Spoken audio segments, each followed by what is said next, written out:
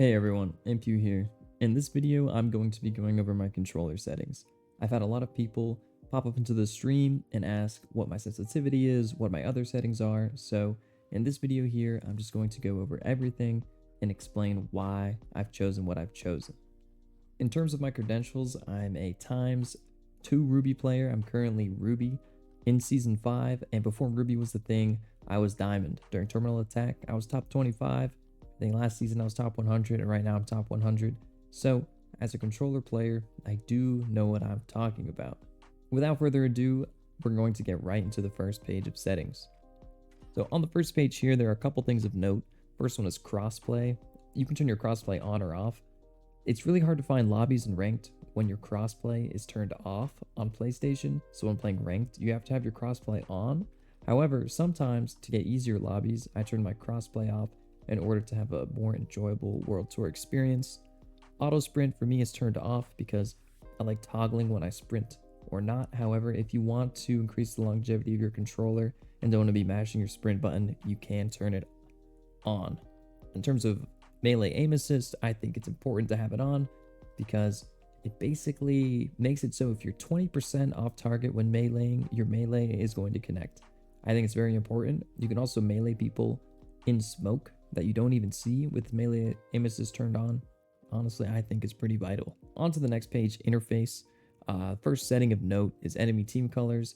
When you turn your enemy team colors off, every single team appears as a red team. The only reason I would turn this off is if I was playing a team versus team game mode like Power Shift or Terminal Attack. In this game mode, if you turn enemy team colors off and you're using a setting like, or using an equipment like thermal vision, the enemies will highlight red while in thermal vision, so it can be helpful if you're grinding TA or Power Shift casually. Besides team colors, the only important thing here is crosshair, so I turn my in-world crosshair off. By turning your in-world crosshair off, that means that your crosshair is not going to be bouncing around when you're jumping, shooting, sliding, attaching to a zipline. It's going to remain static, and that's where I adjusted my crosshair in the static crosshair settings. So I'm just going to scroll through really quickly. These settings aren't extremely important for your crosshair besides having your static crosshair turned on, but if you're curious as to what I use, I'm just going to scroll down through these real quick for you. I have these colors on. I have green to the max, everything else low because I want my crosshair green. I find that to be a little more visible. Scroll down a little bit more. You'll see I have it in the shape of a plus. And all these settings here will mimic the crosshair you see on the top right of the screen, right by the Aztec guy's face mask.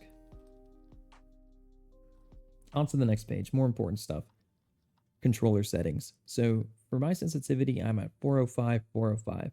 In the most recent update, you're able to increase your sensitivity even higher. However, I wouldn't recommend jumping or boosting your sensitivity in huge increments. When I first started playing the game, my sensitivity was at the default at the time, which I think was 230, and I've slowly been increasing it over time. In my opinion, having a higher sensitivity is better. However, that's only the case if you can control and have consistent aim.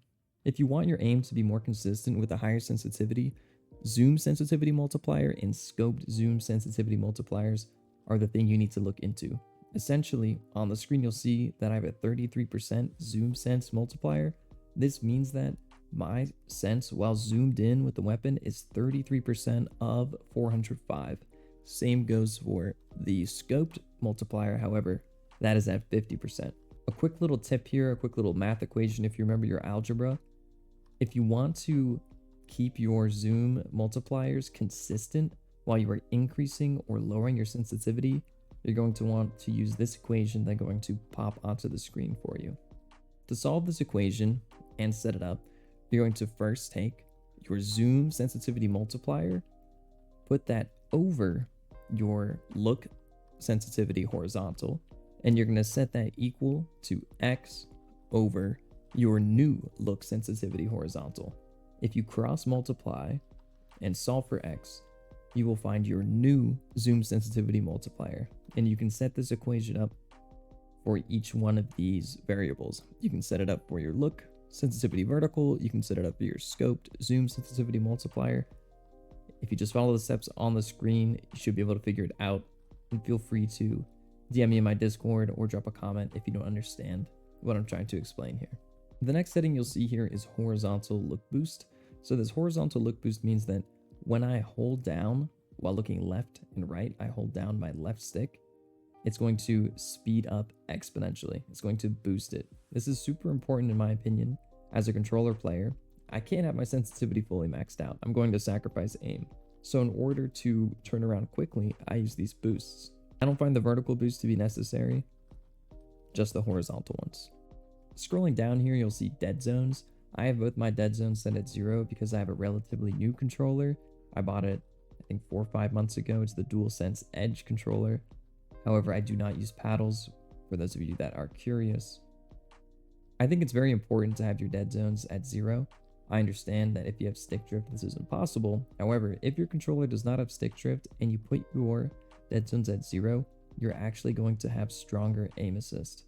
I explained this in a video from about 2 weeks ago. If you scroll back, that explains aim assist settings on console. My look response curve here is exponential. I think for the most part, these curves are more so for preference.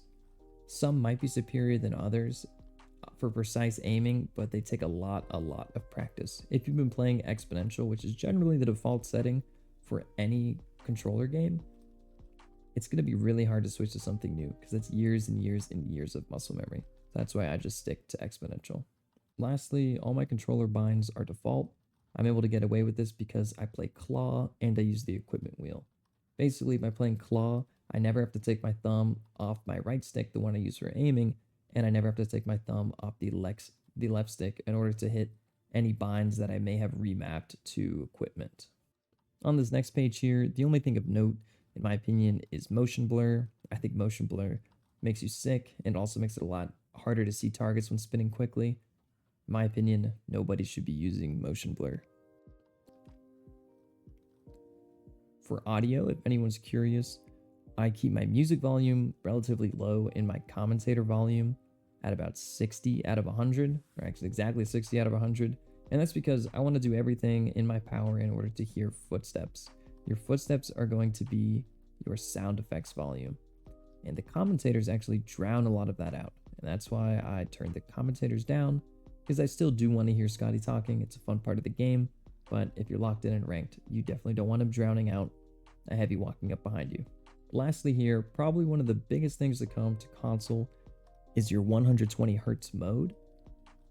120 Hz is necessary if you want to be competitive in a crossplay lobby. As long as you're on a PS5 and your monitor supports a 120 Hz and above refresh rate, you should be able to use this. Some people have run into issues because they do not have the correct HDMI cables. I'm pretty sure your HDMI cables need to be HDMI 2.1. Also, if you're using a capture card that does not support 120 Hz pass-through, you are not going to be able to use this setting. There you have it. Those are all my notable controller settings and any explanations that I have for them.